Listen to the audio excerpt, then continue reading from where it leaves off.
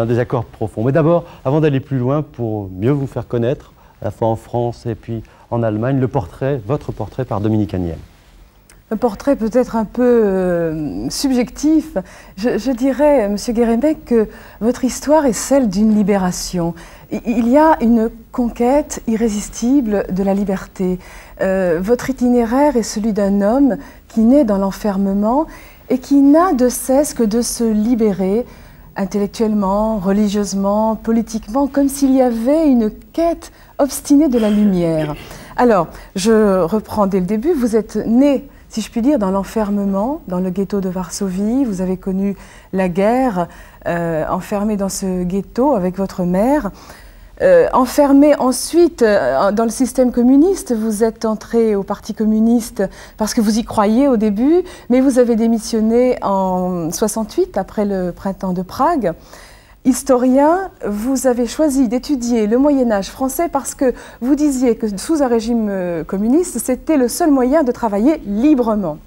Mais au lieu de vous contenter de vous enfermer dans les bibliothèques, vous participez avec Mazejewski à la création de l'université clandestine et libre de Pologne. Alors le grand tournant, évidemment, c'est Solidarność, et là, l'historien que vous êtes a ce privilège incroyable de faire l'histoire qui s'invente avec le courage, la douleur et le sang des hommes. Alors aujourd'hui, vous êtes toujours un homme en éveil, on voit que vous êtes curieux de tout, vous êtes émerveillé.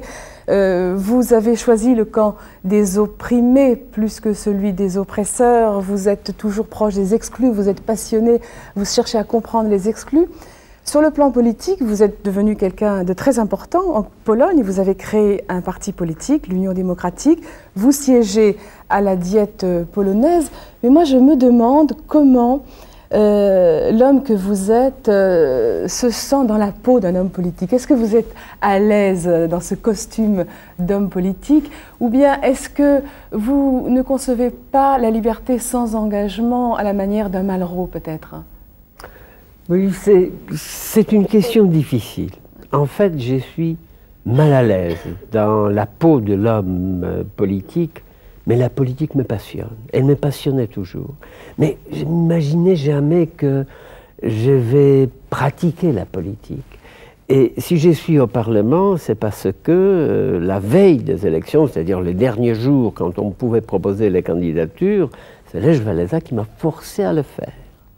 Autrement, je ne l'aurais pas fait. Et j'ai pensé que mon rôle à moi, c'est un rôle d'intellectuel. L'intellectuel, tout d'abord, doit être sceptique, méfiant aussi à l'égard de l'État. Comment, quand on est dans la politique, sauvegarder cette attitude? C'est presque impossible. Sauf une chose, que, en fait, mon engagement, comme vous dites, c'est un engagement, je veux dire à la française, mais c'est un engagement très polonais. Ce mot, en polonais, veut dire faire de la politique pour des valeurs éthiques et pas pour le pouvoir.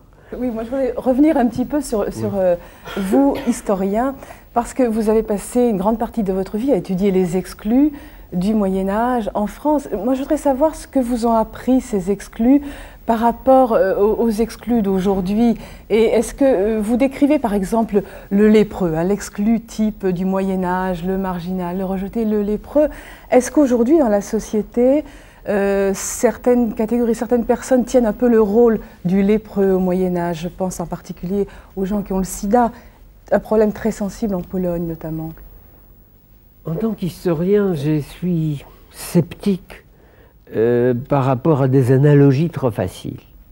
Mais quand j'oublie les principes sacro-saints de mon métier, je revois l'histoire autour de moi. L'exclusion, en fait, c'est le problème de la société moderne. Et pendant longtemps, les sociétés pensaient que le véritable problème, c'était la domination, le rapport entre les gouvernants et les gouvernés. Et puis que c'était l'exploitation, le rapport entre les paysans et les seigneurs, entre le prolétaire et les capitalistes. Mais quand on regarde la société moderne, en fait, le problème clé, c'est l'exclusion. Et là, ma réflexion d'historien peut donner un champ d'expérience Je ne pense pas que l'histoire vraiment apprend quelque chose. Mais c'est un champ d'expérience. Vous m'avez demandé donc le lépreux. Le lépreux au Moyen-Âge, c'est un personnage ambigu. Puisque d'abord, c'est le Christ lui-même qui apparaît pour les fidèles sous la forme du lépreux. C'est le pauvre, c'est l'humble, c'est le plus faible. Et en même temps, c'est l'exclu.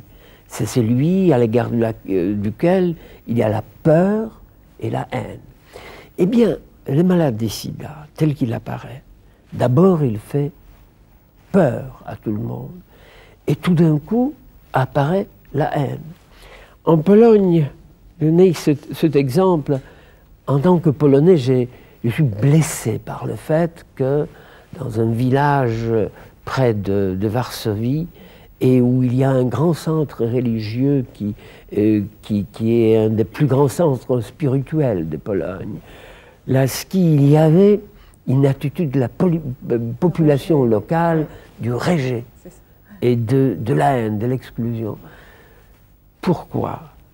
On peut très bien, quand on essaye de répondre à ce pourquoi, faire un discours rhétorique. Je pense que ce n'est pas la peine. Il faut dire simplement qu'on n'accepte pas ce genre d'attitude. Vous pensez que la société d'aujourd'hui est plus dure envers les exclus que ne l'était la société du Moyen-Âge, par exemple? Au contraire, aujourd'hui, on a l'impression qu'il y a plus de compassion, mais c'est une façade. Il y a moins de compassion. Par contre, il y a des institutions. Il y a tout un réseau d'attitudes charitables, mais aussi un réseau d'institutions qui font une politique sociale. Tandis qu'au Moyen-Âge, il n'y avait plus de compassion. Et il y avait une attitude humaine.